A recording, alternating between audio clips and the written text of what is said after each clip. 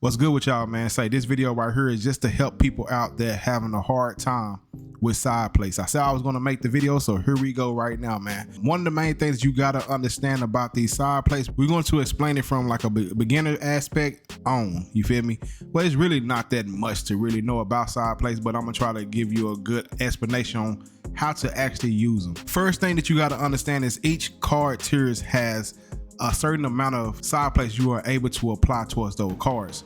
Bronze cards, you are not allowed to add any side plates to them. Now, they might come out with a card later on where it would allow a bronze card to add at least one side plate or something like that, but at this moment, majority of the bronze cards, you are not able to add any side plates. Now, once you get to silver and gold, that's when things get a little different. You start being able to add a side plate to your card. As you can see, once I made it to silver, if you don't know what I'm looking at, man, I'll zoom in, let you see. If you can see right there on Johnny Gargano, that top spot of the side plate does not have an X on it, but the other three do. That means you are able to put one side plate on Johnny Gargano. Now, majority of the silvers, golds, they are going to only allow you to put one side plate on your card. Now, there is certain gold cards like this Ivar that allow you to do two, but majority of all the gold cards are only going to let you do one. We also got Bronzery that'll let you, but most of them is only going to allow you to do one though. But when you get up to the emeralds and the sapphires, you are able to apply two side plates to each card. And then so forth and so forth. When you get to rubies, you are able to do three. Ruby and amethyst are able to do three, and then diamond cards are able to do four. So that's how it goes. Unless you get to certain cards like this Pat McAfee, you only able to apply two side plates to him. For some reason, Pat McAfee and his friends are only able to do two. I haven't seen not one amethyst card that's opened up to four, but anything can happen in the future, you feel me? 2K could drop a amethyst card where you are able to apply four of them on an amethyst card. You never know, you feel me? But when you get to diamond on up, everything is unlocked. You are able to apply up to four side plates on your card. No, we're gonna go after my guy Rikishi. Why not? All right, so when it comes to Rikishi, let me see what his stats looking like real quick. Now, he already got a high pin escape. He has a 95. This right here gives me a plus 10, so I'm only getting plus 4. I'm not gonna use that on no pin escape. So let's move on over. This right here is for power submission defense, which that would come in handy, but I don't really have a hard time with trying to jump out of submissions. So for me, this is nothing that I really want to have on Rikishi. One of the things that I want to look for when it comes to Rikishi is his movement speed. As you can see, his movement speed is so low. It's a 65. When it comes to his stamina is a 59. So them are the things that I'm looking for to try to make my Rikishi a little bit more better. Now, I wouldn't mind throwing on this recovery. So me, I'm just blowing the stuff right now just to show y'all I'll get more diamond side plate, so I'm not even gonna trip on it. I would throw this on Rikishi to make sure that once they knock him down, he's able to recover back and get back up fast enough. You feel me? So I will add that on my first slot. This right here is arm durability, which I guess you could use this, but I don't really think that that's a must for me to have.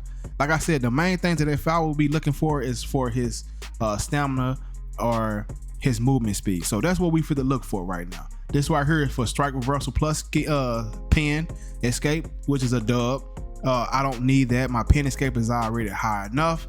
And then let's look at my strike reversal. Let's go down. Okay, strike reversal would be kind of decent on him because it is a 76, but that ain't what I'm looking for. You feel me?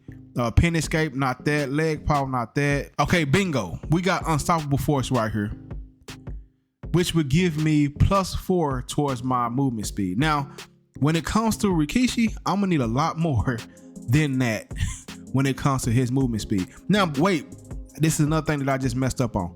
Get up out of here. One of the things that you kind of want to focus on before you put on a side plate, especially when you already know what type of cards you want to use and focus on, move over to these managers card, bro, because these manager cards helps out. Flip them over, see what they give you.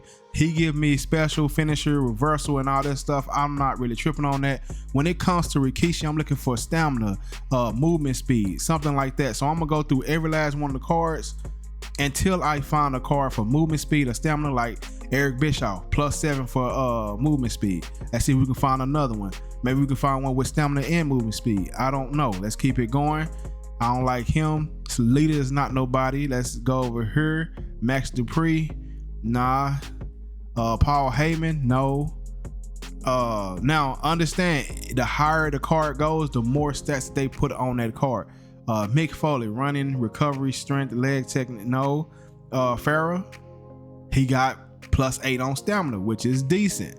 Do I want the stamina or do I want the movement speed? Now I have to pick between those. Ted DiBiase, no. Sonya Deville, nah. X-Pac, no. Triple H, no. So the only two that I seen was Farrah, and then who was the other one? Eric Bischoff. The movement speed will be a dub, but one thing I don't need on Rikishi, his area range. I don't need his body durability. I don't need running offense, and I don't need, well, his special I would love to have. But when it comes to this Farrah, it give me everything that I feel like I need, from grapple offense to arm power, and plus I get stamina. Running offense is just a plus. So I would rather put Farrah on for Rikishi, which you see his arm power went from an 89 to a 96. His grapple offense went from an 89 to a 96. His running offense went from a 77 to an 84. If we go down a little bit more, his stamina went from a 59 to a 66, which if we can find a +4, which I went out too far. If we can find a +4 side plate when it comes to stamina, he'll have a 70 stamina, which would pretty much get the job done. Okay, so we got one right here. We got a +4 to area range and also +4 to stamina for 10 matches. If we use this one right here, which we're going to go ahead and add that to it. Now we don't really need the area range, we really just need the stamina. If you see right now, we should have a 70 stamina if I'm not mistaken. Let's go ahead and go down. If it'll pop up, bop, we have 70 stamina now.